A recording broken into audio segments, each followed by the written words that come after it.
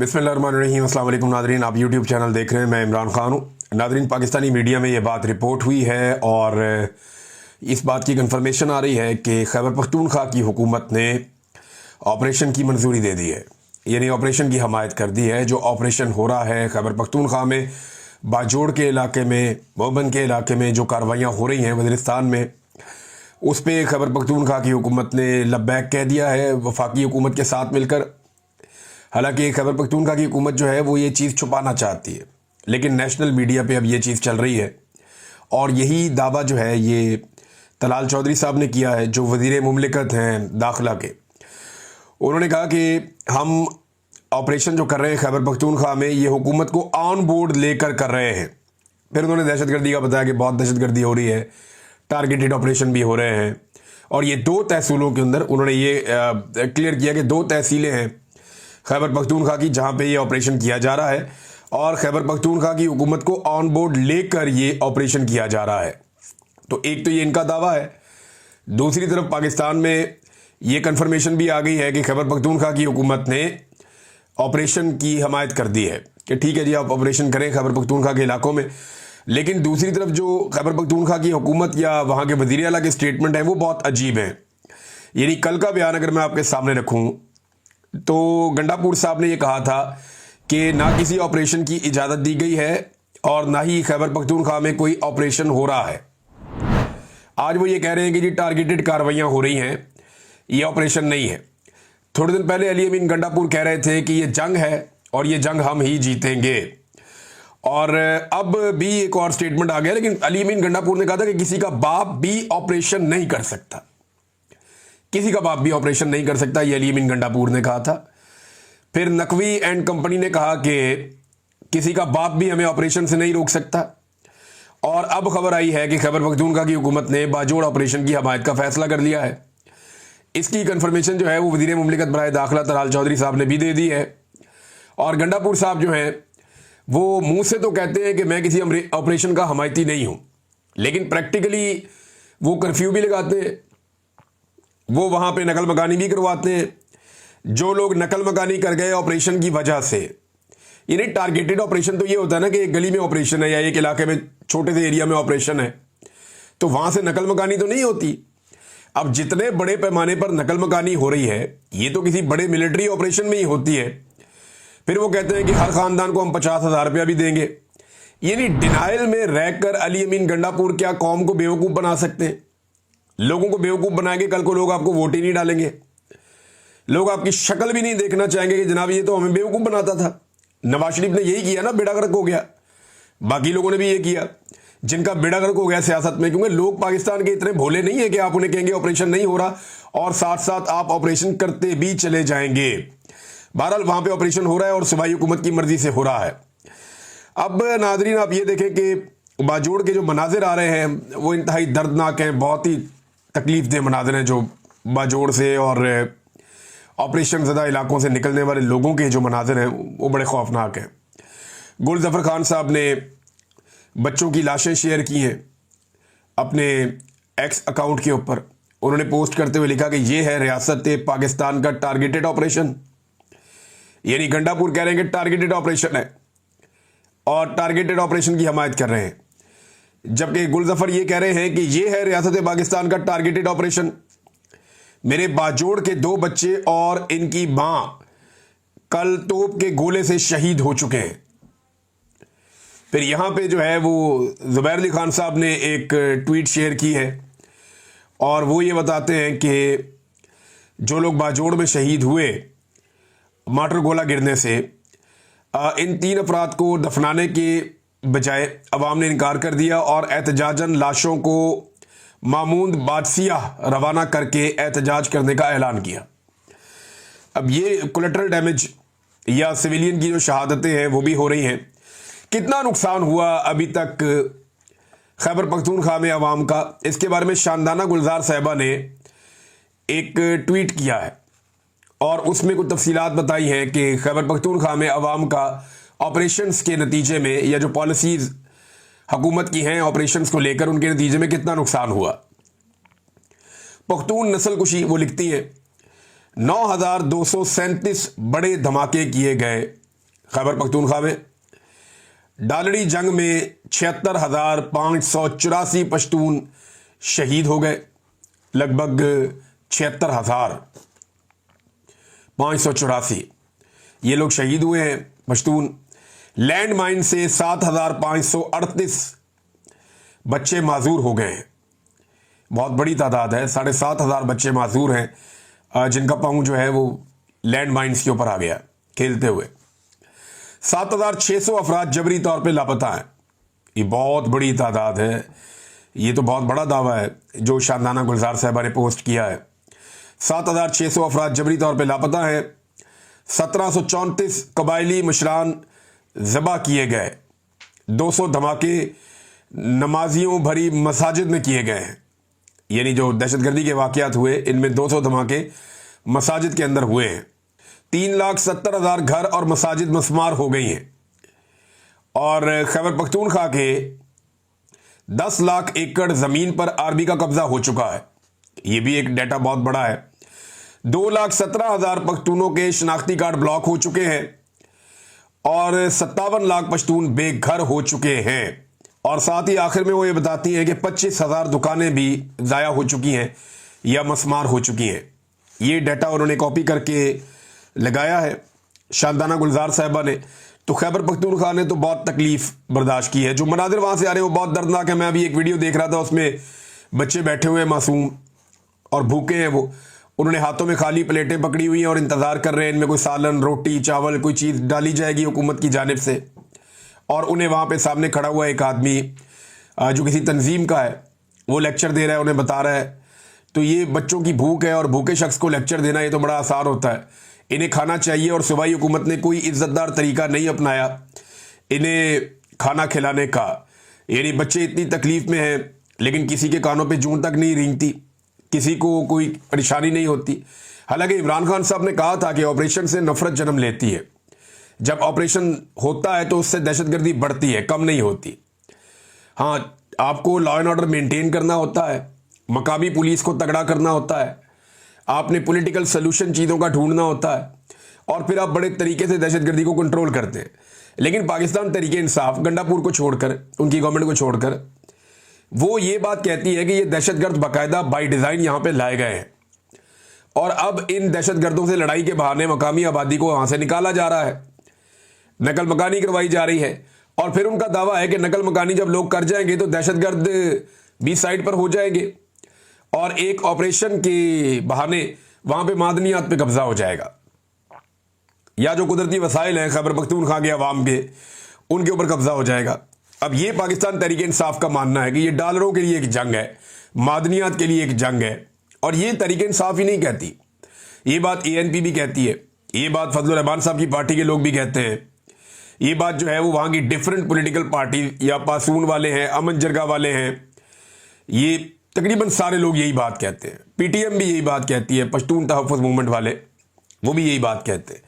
तो वहाँ की जो लोकल पॉलिटिकल पार्टीज़ हैं उनका ये मानना है कि हमारे मादनियात और वसाइल पे कब्जे के लिए यहाँ पे दहशतगर्दों को बाई डिज़ाइन लाया गया है और अब बाई डिज़ाइन एक ऑपरेशन किया जा रहा है ताकि मकामी लोग वहाँ से हिजरत करके निकल जाएँ और ये इलाका खाली हो जाए। अब जितना पैसा गंडापुर साहब मकामी लोगों को दे रहे हैं उससे तो बेचारों के 15 दिन भी नहीं गुजरेंगे। हालात इतने मुश्किल हैं, महंगाई बहुत ज़्यादा है, इनके खाने पीने का हर चीज़ का बंदोबस्त करना पड़ेगा। नादरीन, एक वीडियो मैंने देखी सोशल मीडिया पे, कहीं पे इंडियन गाना चल रहा था, कहीं पे कोई पाकिस्तानी गाना चल रहा था, लेकिन आदमी एक ही था जो नाच रहा था स्टेज पे चढ़ के। और मैंने उसको नाचते हुए देखा तो मुझे लगा कि ये शख्स नाचना जानता है और बड़ा अच्छा नाच रहा था। ये एक फ़न है, एक फ़नकार ये कर सकता है। तो गवर्नर जो कामरान टसूरी है वो बड़ा खूब नाचा और वो स्टेज के ऊपर चढ़ा हुआ था, सामने आवाम खड़ी हुई थी और वो आवाम के बीच में स्टेज पर खड़ा होकर तन्हा नाच रहा था। उसने कोई कॉन्सर्ट रखा हुआ था अम्यूज़मेंट के लिए, जश्न आज़ादी के तौर पे। वहाँ पे लोगों को डंडे डुंडे भी मारे गए सिक्योरिटी की जानिब से। और उसके बाद जनाब वहाँ पे गवर्नर साहब ने खुद ठुमके लगा के नाच करके दिखाया लोगों को। और ये वही गवर्नर है, मुफ्ती तकी उस्मानी साहब को कोई ले जाके इनकी वीडियो दिखाए। पाकिस्तान के एक बहुत बड़े आलिम दीन है मुफ्ती तकी उस्मानी, उन्हें ले जाकर ये नाच गाने की वीडियो दिखाई जाए और बताया जाए कि जिस शख्स के लिए आप हज़रत उमर फ़ारूक रज़ियल्लाहु तआला अन्हु की मिसाल दे रहे थे चंद दिन पहले, वो शख्स स्टेज के ऊपर चढ़ के सारी कौम के सामने बड़े स्पीकर लगा के नाच रहा है, तो अब आपकी इसके बारे में क्या राय है? यानी ये एस्टेब्लिशमेंट की चॉइस है। देखिए ये क्यों करते हैं ऐसी हरकतें? ये इसलिए करते हैं कि अवाम को तकलीफ हो और अवाम का सियासत के ऊपर से एतबार ही उठ जाए। चुन के गंदा सियासतदान लेकर आते हैं। ये उसी कबीले का हिस्सा है ना, जैसे फैसल वाडा हो गया, मोहसिन नकवी हो गया, ये क्या नाम है इसका, अलीम खान हो गया, ये कामरान टिसोरी हो गया, इस तरह के और ओन चौधरी, वो सब ये वो लोग हैं जो एक खास एस्टेब्लिशमेंट के साथ इनका रिलेशन है और इसी बुनियाद के ऊपर इनको आगे लाया जाता है। फिर ये लोग इस तरह के काम करते हैं ताकि अवाम को नफरत हो जाए सियासत से और सियासतदानों से। बाय डिजाइन ऐसे लोग लाए जाते हैं जिनसे लोग नफरत करें, जिनको लोग बुरा समझे, और उसके बाद लोग इस नफरत के अंदर सियासतदानों को ही बुरा समझना शुरू हो जाए और फिर ऑप्शन बच जाए एस्टेब्लिशमेंट की। लोग कहने जी मिलिट्री को ले आओ, मार्शल लॉ लगा दो। अब वो नहीं होना, हालात बहुत बदल गए हैं। माजी में मार्शल लॉ लगते थे, लोग मिठाइयां तकसीम करते थे। अब अगर मार्शल लॉ लगाना तो लोग पंफलेट तकसीम करेंगे और एक दूसरे को बताएंगे कि इस मार्शल लॉ के खिलाफ खड़े होना, क्योंकि मिलिट्री एस्टेब्लिशमेंट के पास जो अवाम की गैर मशरूत हमायत थी, वो हमायत अब उनके साथ नहीं है।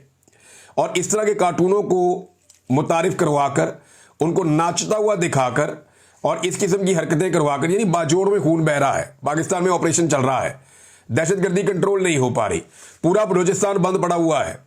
ज़ायरीन जो हैं उन्हें उनके रास्ते बंद कर दिए गए हैं कि वो अपनी ज़ियारतों पे नहीं जा सकते। कोई भी शख्स बलूचिस्तान के अंदर रात या शाम के बाद दाखिल ही नहीं हो सकता। वहां पे इंटरनेट और मोबाइल फोन बंद है। ये एक बाबा जी है, ये इनकी एक वीडियो आई सामने, वो बताते हैं जी 70 किलोमीटर दूर में आया हूं सिर्फ ये वीडियो अपलोड करने के लिए। वो शख्स सिंध में दाखिल होता है, 70 किलोमीटर दूर जाता है और वहां पे जाके एक वीडियो अपलोड करता है और उसमें क्या कह रहा है? वो वीडियो अपलोड करके कह रहा है कि हमारे सारे फोन और इंटरनेट बंद कर दिए हैं। क्या हम सारे बंदूकें उठाए हुए हैं? पूरे नेटवर्क को जैम कर दिया है। क्या हम सारे दहशतगर्द हैं? ये ना फोन है, ना नेटवर्क है, ना हमारे अकाउंट चल रहे हैं और ना ही इजी पैसा आ रहा है, ना ही इजी पैसा जा रहा है। अवाम से उनकी सारी सहूलतें छीन ली हैं मौजूदा रजीम ने। तो एक तरफ बलूचिस्तान की ये सूरत हाल है, खैबर पख्तूनख्वा के कबायली इलाकों की सूरत हाल आपके सामने है। 44% पाकिस्तानी जो है वो गुर्बत की लकीर से नीचे जा चुके हैं। महंगाई इतनी बढ़ गई है कि आम आदमी का बजट कंट्रोल में ही नहीं आ रहा। बेरोजगारी की शरह बढ़ती चली जा रही है और गवर्नर सिंध जो है, जो एस्टेब्लिशमेंट का फेवरेट आदमी है, वो लाइफ एंजॉय कर रहा है। कभी वो मोटरसाइकिलें लेके निकल जाता है, कभी वो स्टेज पे चढ़ के नाचना शुरू कर देता है, कभी वो खाने पकाने की वीडियोस लगा रहा होता है, कभी वो मौलवियों को बैठा के अपनी तारीफें करवा लेता है। तो ये मुफ्ती तकी उस्मानी साहब को तो मेहरबानी करके कोई ये वीडियो दिखाए, और जब उन्हें वीडियो दिखाए तो उनकी वीडियो बनाए भी और उनसे पूछे कि जनाब आपने इसकी हजरत उमर फारूक रज़ियल्लाहु ताला अन्हु वाली मिसाल दी थी, तो क्या आपको अभी भी लगता है कि स्टेज पे चढ़ के नाचने वाला ये शख्स जो है, और उस वक्त जब कौम इतनी मुश्किल में है, यानी आपने सेलिब्रेशन करनी है तो उसका भी एक तरीका होता है ना, आप सेलिब्रेट करें, आप पाकिस्तान जिंदाबाद बोले, आप पुरवकार तरीके से चीजें कर सकते हैं। लेकिन क्या आज पाकिस्तान वैसा है जिस तरह की आप सेलिब्रेशन कर रहे हैं? रैली निकालें, आप जाएं लोगों के साथ, आप पाकिस्तान जिंदाबाद का नारा लगाएं, आप इस अज़म का इजहार करें कि हम पाकिस्तान को पहले से बेहतर बनाएंगे, हम पाकिस्तान के अंदर से दहशतगर्दी खत्म करेंगे, हम पाकिस्तान की मईशत को बेहतर करेंगे। अव्वल तो आपको यह हक ही नहीं पहुंचता, आप सारे फॉर्म 47 वाले हैं, जाली लोग, अवाम ने आपको मुस्तरद किया हुआ है, तो आपको तो यह हक ही नहीं पहुंचता कि आप पाकिस्तान का कोई फैसला करें या पाकिस्तान के ऊपर अपना कोई फैसला आप मुसल्लत करें। अब इधर मरियम नवाज साहबा ने भी लिबर्टी में कॉन्सर्ट का ऐलान कर दिया है। यानी ये जलसा जुलसा तो अब कर नहीं सकते, 4 दीवारी के अंदर इनके जलसे होते हैं, पब्लिक में जाने के ये काबिल रहे नहीं। तो अब लोगों को इकट्ठा करने के लिए लिबर्टी चौक में एक कॉन्सर्ट का ऐलान किया गया है और कहा गया जी इसके अंदर मरियम नवाज भी आएंगी। अब बंदोबस्त पता किस चीज का किया जा रहा है? मेरी 1-2 सोर्सों से बात हुई है, वो सोर्स ये कहते हैं, लाहौर के बेचारे इंतजामी ड्यूटीज के ऊपर हैं, वो बेचारे कहते हैं जी अब समझ ये नहीं आ रही कि अगर वहां पे लोगों ने इमरान खान के नारे लगा दिए या लोगों ने वीडियोस बना ली और मरियम नवाज की तकरीर के दौरान कुछ ऐसी चीजें रिकॉर्ड हो गई, क्योंकि वहां पे बहुत सारे हमारे सोशल मीडिया के जो सिटीजन जर्नलिज्म करते हैं बहुत सारे दोस्त मौजूद हैं और वो लाजमी बात है कि इसकी वीडियोस बनाएंगे और ये सब चीज़ें करेंगे। तो यहाँ पे जो है वो इस बात का बंदोबस्त किया जा रहा है कि अगर इमरान खान के नारे लग गए या पीटीआई के झंडे नजर आ गए या लोगों ने मरीम नवाज की मौजूदगी में उसके खिलाफ इंटरव्यूज दे दिए तो बड़ी मुसीबत बन जाएगी। तो अब जो है वो इसको मैनेज करने की कोशिश की जा रही है। मैनेज ना हुआ तो मरीम नवाज कोई नहीं आती कॉन्सर्ट में, और अगर मैनेज हो गया और आखिरी टाइम पे उन्हें कॉल आ गई कि जी आवाम भी इकट्ठी हो गई है, कॉन्सर्ट भी कामयाब हो गया है, आ जाओ, तो फिर मरीम नवाज साहब चली जाएंगी। और नादरीन, शौक इनके ऐसे हैं कि अब कुत्ते और घोड़े खरीदे जा रहे हैं आवाम को कंट्रोल करने के लिए। बाकायदा एक खबर आई हुई है कि ये कुत्ते भी खरीदेंगे और घोड़े भी खरीदेंगे, और सिर्फ इसलिए खरीदे जाएंगे कि अवाम के ऊपर कंट्रोल हासिल करना है, यानी अवाम को काबू करने के लिए। ये बेल्जियन मेलनीज नाम के कुत्ते होते हैं, ये वो 50 लाख के कुत्ते लेने जा रहे हैं। 8 इन्होंने कुत्ते के बच्चे लेने हैं, और फिर घोड़ों के बच्चे भी इन्होंने लेने हैं वो 50 लाख रुपए के। और ये लेने के बाद ये इनको ट्रेन करवाएंगे माहिरीन से, और फिर जब लोग एहतजाज करने आएंगे तो उनके ऊपर इनको इस्तेमाल किया जाएगा। और नए को वाटर कैनन भी ले रहे हैं, कोई दूसरी गाड़ियां भी नहीं ले रहे हैं। तो ये अब अवाम के सर के ऊपर इन्होंने ये फैसला कर लिया कि लंबे अरसे तक मुसल्लत रहना है, तो अवाम को कुचल के ही रह सकते हैं। तो ये कुचलने का बंदोबस्त कर रहे हैं। लेकिन याद रखिएगा, जिस दिन सारी अवाम निकल आई ना, जिस दिन पाकिस्तानियों ने फैसला कर लिया कि हमने सबने बाहर आना है, उस दिन आप फारग हो जाएंगे। फिर आप जितने मर्जी, आप 1000 कुत्ते ले आए, आप 1000 घोड़े ले आए, आप 10,000 जो हैं वो ये वाटर कैनन ले आए, आप जो मर्जी करते रहें। जिस दिन अवाम निकल आए उस दिन आपकी ये सारी चीज़ें फारिग हो जाएगी, किसी चीज़ की कोई औकात नहीं रहेगी। सर्वे जो है वो ये बता रहे हैं कि अवाम किस तरफ खड़ी है। ये जो नया सर्वे आया है बड़ा इंटरेस्टिंग है, और रिपब्लिक पॉलिसी सर्वे ये बताता है जनाब के लोगों से सवाल किया गया कि धांधली के बारे में आप क्या कहते हैं। ये सर्वे लाहौर में हुआ, जिसको PMLN अपना गढ़ करार देती थी, अब तो नहीं है। अब तो PTI का मजबूत किला बन गया है, वो उनका गढ़ बन गया है। और ये देखें, कभी ये पीपल्स पार्टी यहाँ बहुत ताकतवर हुआ करती थी, फिर PMLN थी, आज PTI है, कल कोई और होगा। लेकिन PMLN ने अपने पांव पे कुल्हाड़ा खुद मारा। ये जनाब लोगों से राय मांगी गई कि आप ये बताएं कि रिगिंग हुई है या नहीं हुई, धांधली के हवाले से आपकी राय क्या है। तो 87%, 87% शहरियों ने ये राय दी है सर्वे के मुताबिक कि हाँ जी बिल्कुल धांधली हुई है। और 5% शहरी सिर्फ ऐसे हैं जिन्होंने कहा नहीं जी धांधली नहीं हुई। यानी सिर्फ 5% लोग ऐसे हैं जो समझते हैं कि मरीम नवाज इलेक्शन जीती, शहबाज शरीफ इलेक्शन जीता, नवाज शरीफ और हमजा नवाज इलेक्शन जीते हैं। सिर्फ 5% लोग, या याद सादिक इलेक्शन जीता, 5% लोग सिर्फ ये मानते हैं कि ये इलेक्शन ये लोग जीते हैं और धांधली नहीं हुई। 87% लोग ये मानते हैं कि धांधली हुई है और ये लोग इलेक्शन नहीं जीते हैं। जबकि 8% लोग ऐसे हैं जो कहते हैं कि हमें इसके बारे में कोई इल्म नहीं है, हम इसके बारे में कुछ नहीं जानते।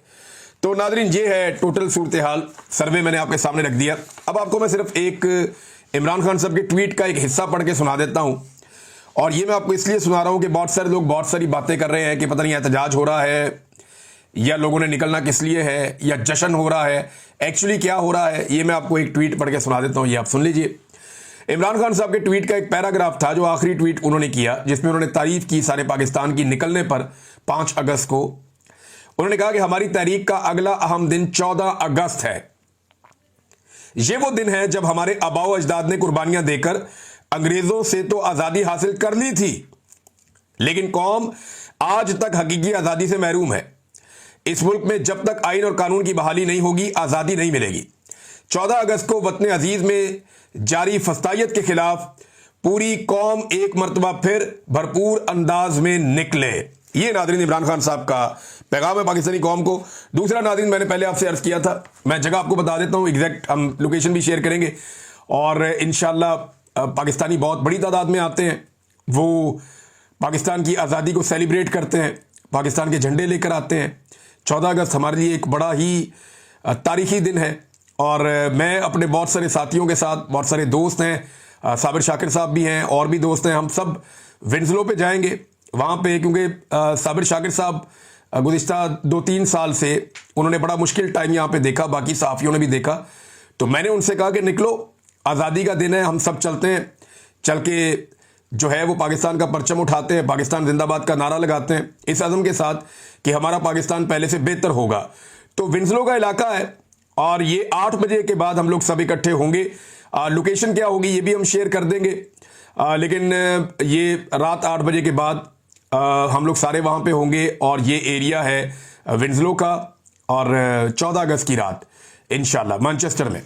तो आप सब लोग जो यहाँ आसपास मौजूद हैं, आप सबसे दरख्वास्त है कि आप लोग आइए और पाकिस्तान की आज़ादी के मौके के ऊपर एक अज़म का इजहार कीजिए।